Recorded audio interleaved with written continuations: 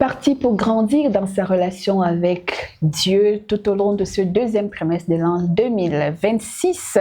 Et cette semaine, ensemble, nous allons aborder la deuxième leçon. Donc, le titre est « Connaître Dieu ». Qu'est-ce que c'est que connaître Dieu? Généralement, nous utilisons cette expression de manière laconique ou très péjorative, mais avec cette leçon et notre invité de cette semaine, comme la semaine dernière à l'introduction de ce trimestre, avec le pasteur Alexandre Aboumo. Bonjour une fois de plus, pasteur. Bonjour. C'est une leçon capitale cette semaine, la leçon 2 de ce trimestre. Grandir dans sa relation avec Dieu, connaître Dieu. Connaître Dieu, mais avant de revenir tout un instant avec le verset à mémoriser qui nous est tiré de Jean, le chapitre 17, le verset 3, où l'apôtre écrit « Or, la vie éternelle, c'est qu'ils te connaissent, toi le seul vrai Dieu, et celui que tu as envoyé, Jésus-Christ. » Nous allons prier.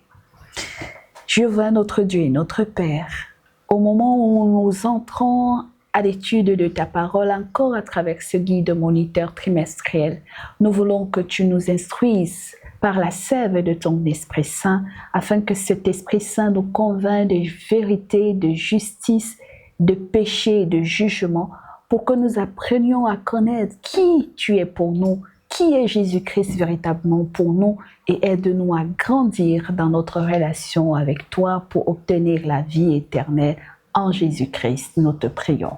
Amen. Amen. Connaître Dieu, Jésus-Christ. Or, la vie éternelle, c'est qu'ils te connaissent, toi le seul vrai Dieu, nous dit le verset à mémoriser. J'aime bien ce chapitre 17 de l'apôtre Jean dans cet évangile-là. Connaître Dieu, c'est quoi, pasteur? Connaître Dieu peut s'entendre d'une manière. Il y a une connaissance hellénistique de Dieu, la connaissance des attributs de Dieu.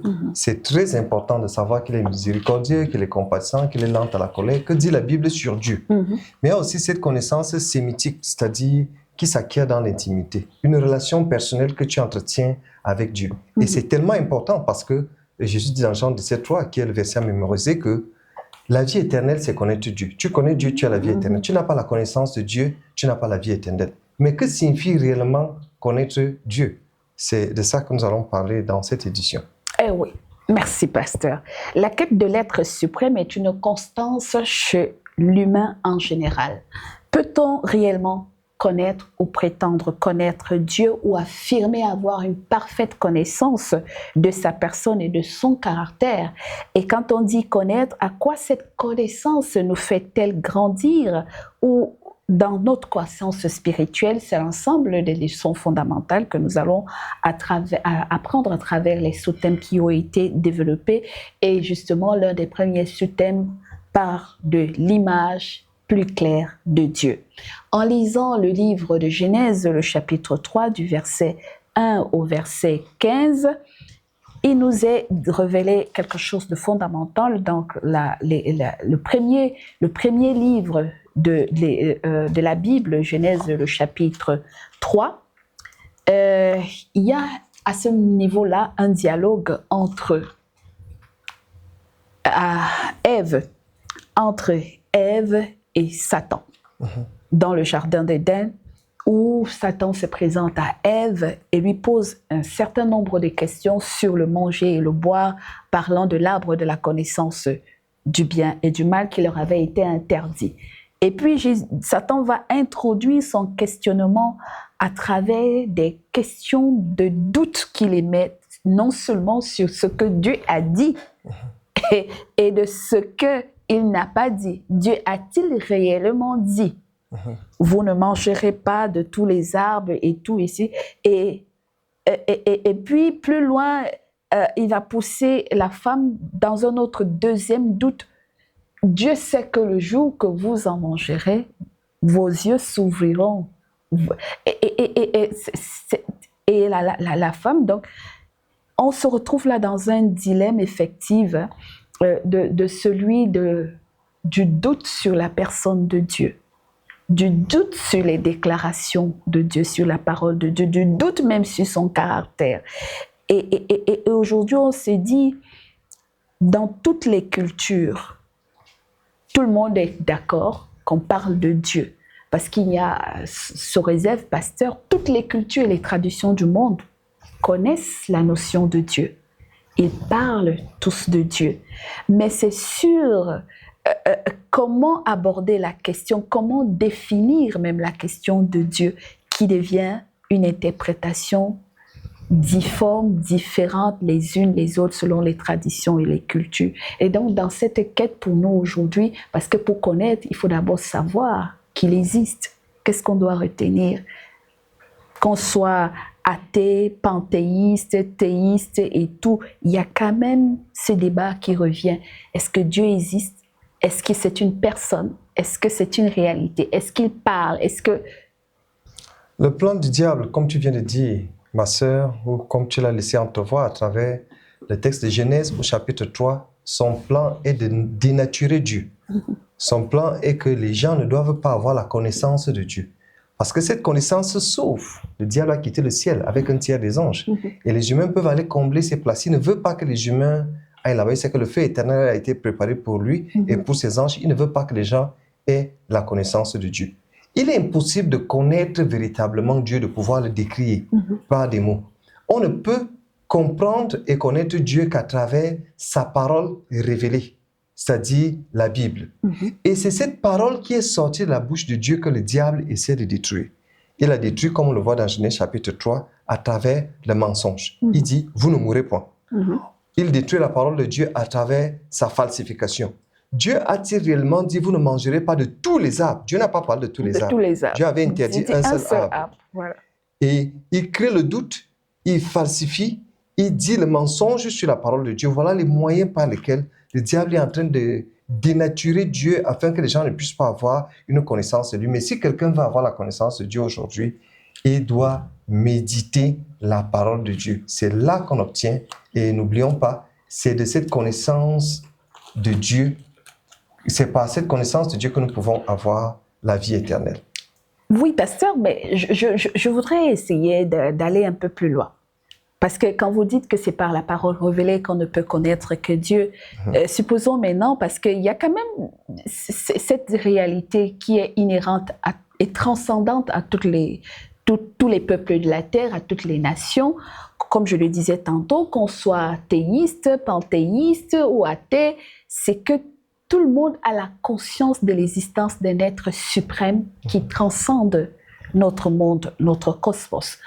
Et cette réalité est inhérente et existe dans toutes les cultures, dans toutes les traditions. Chacun la décrypte et la définit comme elle veut, par des mythes, par des images, on essaie de la représenter et justement, et c'est ça qui aboutit à un ensemble d'appellations du nom de Dieu qui soient diverses en toutes les langues du monde. Mais est-ce qu'il n'y a que la parole de Dieu, la Bible, qui soit le moyen par lequel on peut connaître Dieu? Ok, pour connaître Dieu, il faut non seulement sa parole, mais Dieu s'est fait aussi connaître à travers sa présence physique dans ce monde, par Jésus-Christ. Voilà. Donc Jésus est la parfaite révélation de Dieu. Par Jésus, les gens pouvaient voir l'amour de Dieu quand les gens sont affamés sur la montagne, quand les gens sont malades, quand ses amis meurent, il les ressuscite, il donne la nourriture aux affamés. Les gens ont vu le caractère de Jésus qui était un sans-abri. Il disait à un scribe qui voulait le suivre, les renards ont des tanières, les oiseaux du ciel ont des nids, le Fils de l'homme n'a même pas où poser sa tête. Et il vivait pour le bien de l'humanité. Il n'avait pas de repos. Donc, Dieu peut être connu à travers sa parole et peut être connu à travers la personne de Jésus. Mais ces révélations naturelles de Dieu, parce que Dieu se révèle à travers la nature. Quand on voit le cosmos, on voit les étoiles qui sont très nombreuses, des milliards d'étoiles suspendues dans le firmament, le soleil qui est plus grand que la terre, la plupart des étoiles plus grandes que le soleil. On comprend qu'il y a un être infini puissant qui est derrière, mais cette révélation ne suffit pas. Le Dieu des Africains, par exemple, est un Dieu très éloigné. Il n'est pas le véritable Dieu qu'on voit dans la Bible. Il a des intermédiaires, parce que dans la cosmogonie africaine, on pense qu'en dehors du monde des vivants, il y a derrière le monde des morts, et ce sont ces morts-là qu'on consulte, qu'on appelle les ancêtres. Derrière, il y a le monde des esprits, après c'est le monde des divinités, après c'est le monde de Dieu. C'est-à-dire, généralement, l'Africain doit passer par ces différents intermédiaires avant d'atteindre Dieu. Finalement, il ne l'atteint pas. Notre Dieu est un Dieu immanent et personnel. Jésus a vécu parmi nous. Voilà. C'est un Dieu qui est proche. Un Dieu qui dit « Je suis là » quand nous l'invoquons. Et dès qu'on ferme les yeux ou même on prie les yeux ouverts et qu'on l'invoque, il entend et il est là, il est présent. J'aime parfaitement cette accroche parce que justement, elle a été évoquée dans la leçon un peu plus en avant. Le Dieu omniprésent, mais le Dieu imminent. Nous allons y revenir. Le temps pour nous de parler du Dieu saint, le Dieu qui est saint. Parce que dans Ézéchiel chapitre 38, Ézéchiel le chapitre 38, le verset 23, il nous est dit quelque chose de très important sur la sainteté de Dieu et que j'aimerais partager avec nos téléspectateurs. 38, Ézéchiel 38, le chapitre 38, le verset 23, il est dit, dans ce verset, « Je manifesterai ma grandeur et ma sainteté, je me ferai connaître aux yeux de la multitude des nations, et elles sauront que je suis l'Éternel. Je manifesterai ma sainteté. » Si j'entre dans l'analyse de la grandeur, la profondeur de cette sainteté, est-ce que... Parce que on voit plusieurs exemples. D'abord, les anges qui n'ont pas péché, qui se voilent la face devant le trône de Dieu pour éviter de voir sa gloire. Et puis, on a plusieurs hommes serviteurs de Dieu qui, chaque fois, se retrouvaient en présence de cet être suprême, majestueux, étaient obligés soit de se voiler le visage, d'ôter leurs chaussures, de tout, à Moïse, à Élie, de plusieurs manières. Et on se rend compte qu'on n'approche pas cette sainteté n'importe comment, mais qu'on voit que nous, aujourd'hui, nous parlons de Dieu comme s'il était notre petit frère, je ne sais pas.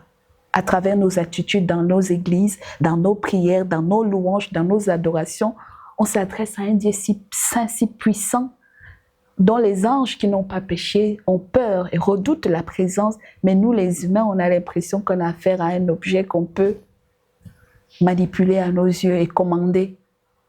Il fallait être à la place de Moïse, d'Ésaïe, d'Ézéchiel et de Jean, ces personnages publics qui ont été dans la présence de Dieu. Ce qui s'est passé, c'est qu'ils tombaient sur terre, le visage contre le sol. Ils étaient terrorisés. Quand on se souvient également du peuple d'Israël qui disait à Moïse, « Nous voulons voir ton Dieu. » Moïse a dit, « Bon, vous allez vous sanctifier pendant 3 jours. Et puis, nous irons vers la montagne. » Quand Dieu approchait la montagne, les rochers se fendillaient. Il y avait du feu. Les gens étaient dans l'effroi. Ils disaient, « Moïse, nous ne pouvons pas aller voir Dieu. » Dieu lui-même dit, « Dis à ton peuple, fais-leur une défense express de ne pas approcher la montagne.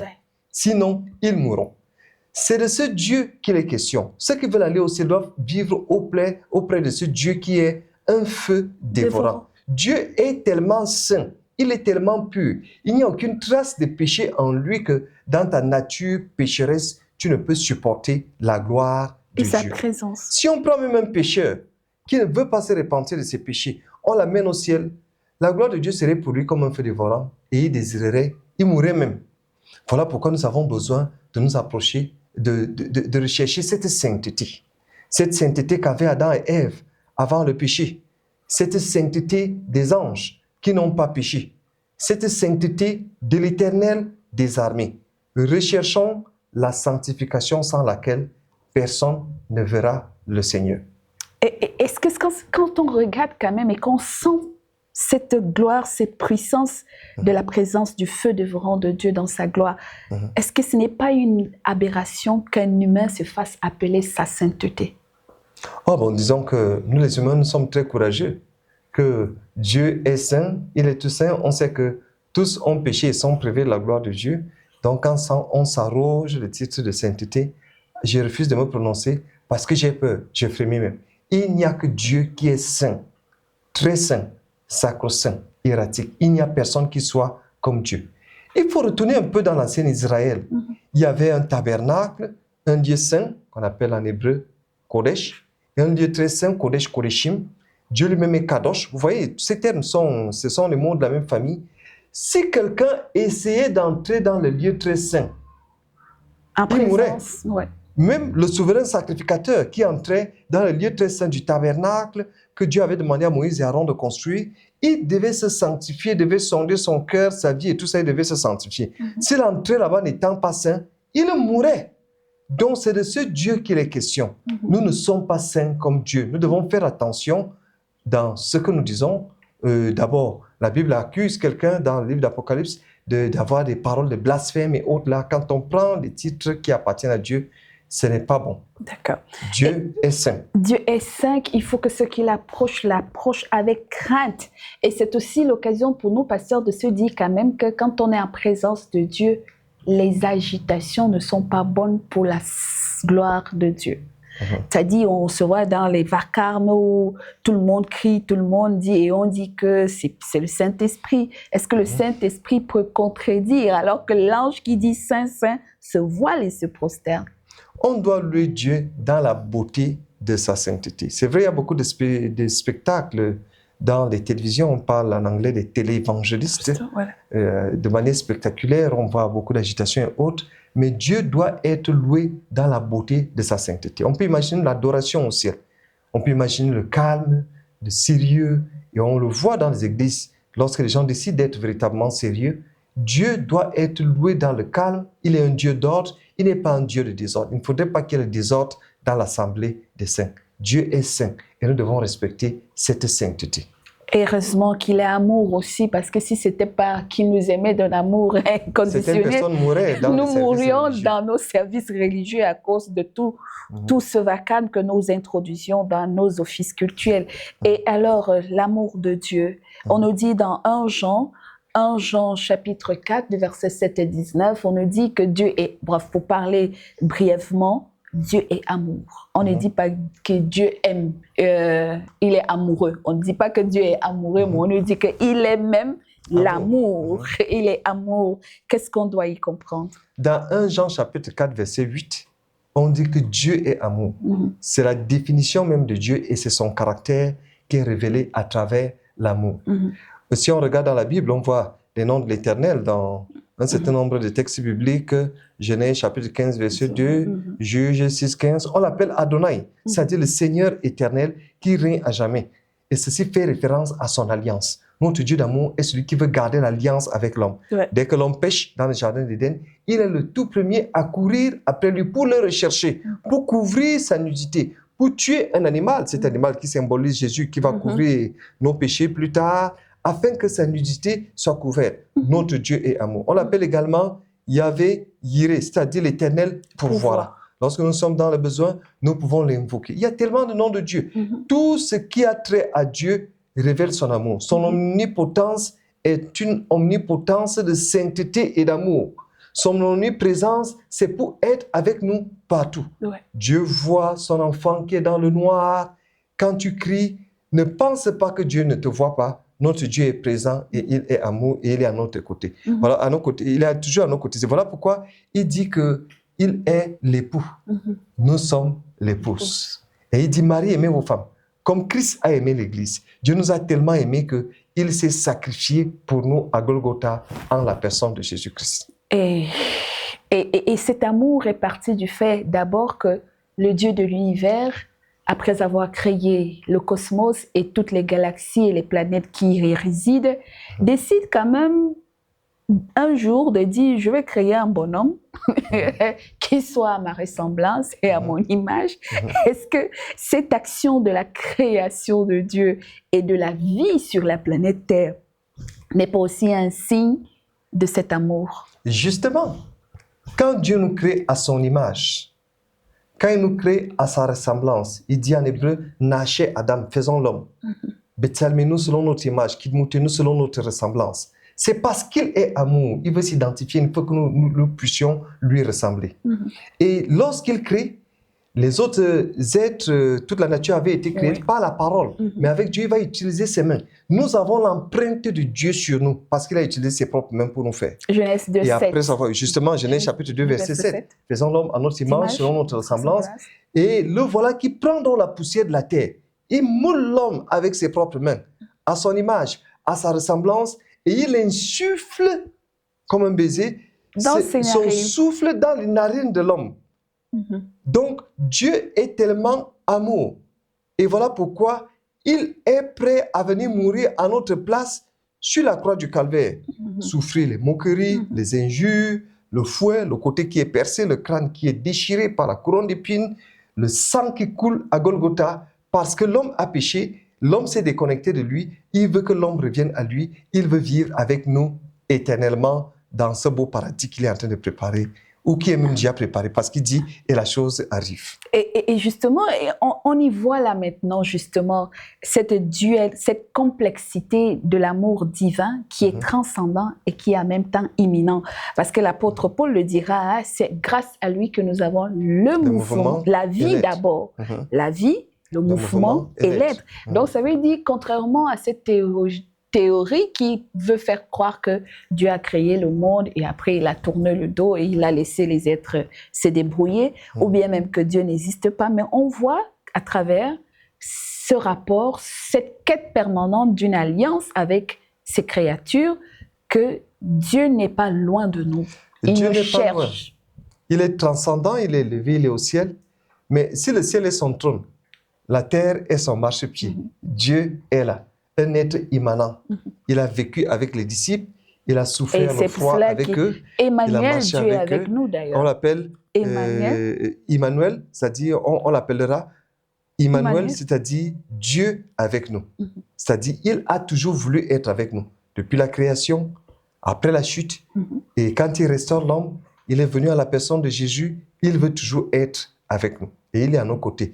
Et son plan même, Éphésiens chapitre 2, verset 22, il dit qu'il voudrait que nous soyons une habitation de Dieu en esprit. Donc, quand Paul dit dans 1 Corinthiens chapitre 6, verset 19 que nous sommes le temple de Dieu, en réalité, Dieu veut habiter dans l'homme. Il est tellement amoureux qu'il nous aime.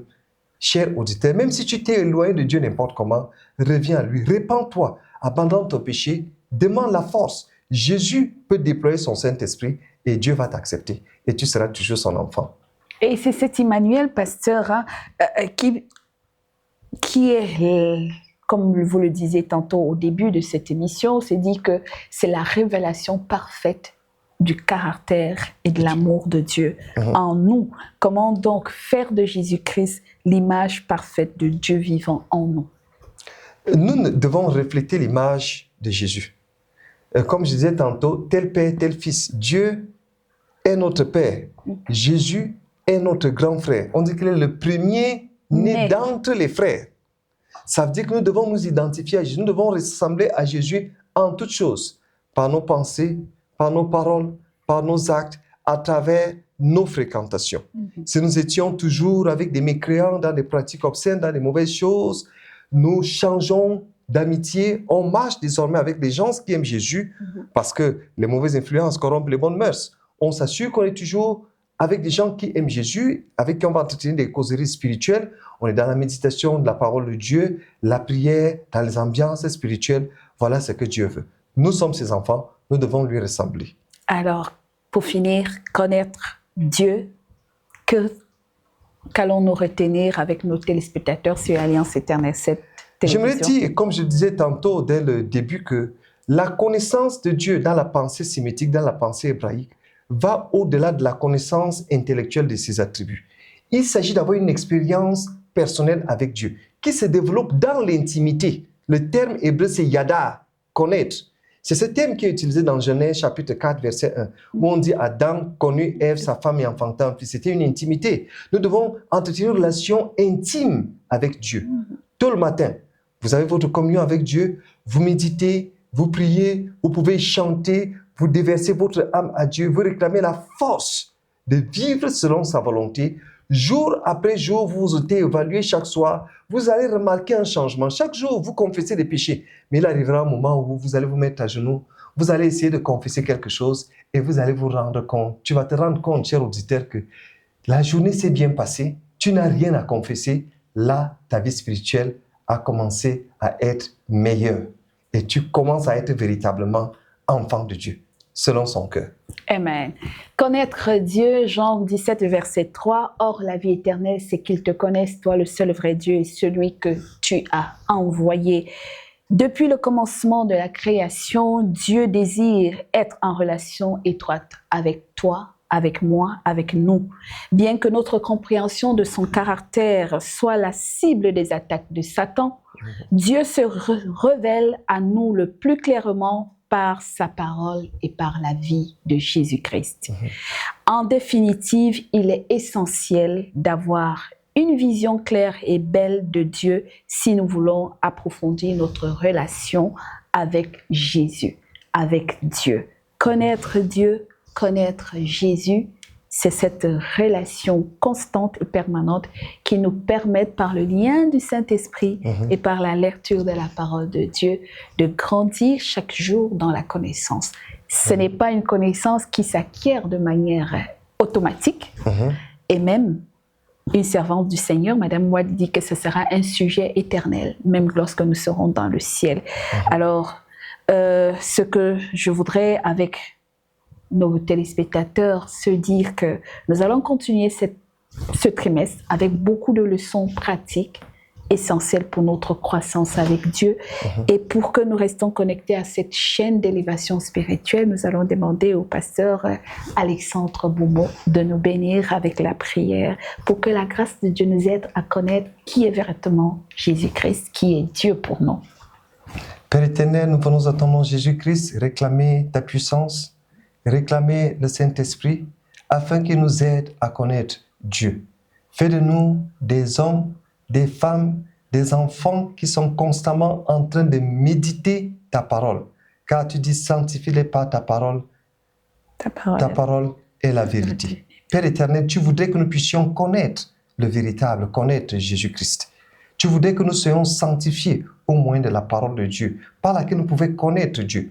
Par la parole, nous pouvons découvrir Jésus-Christ qui nous donne la vie éternelle. Change-nous à salut. Donne-nous des cœurs nouveaux.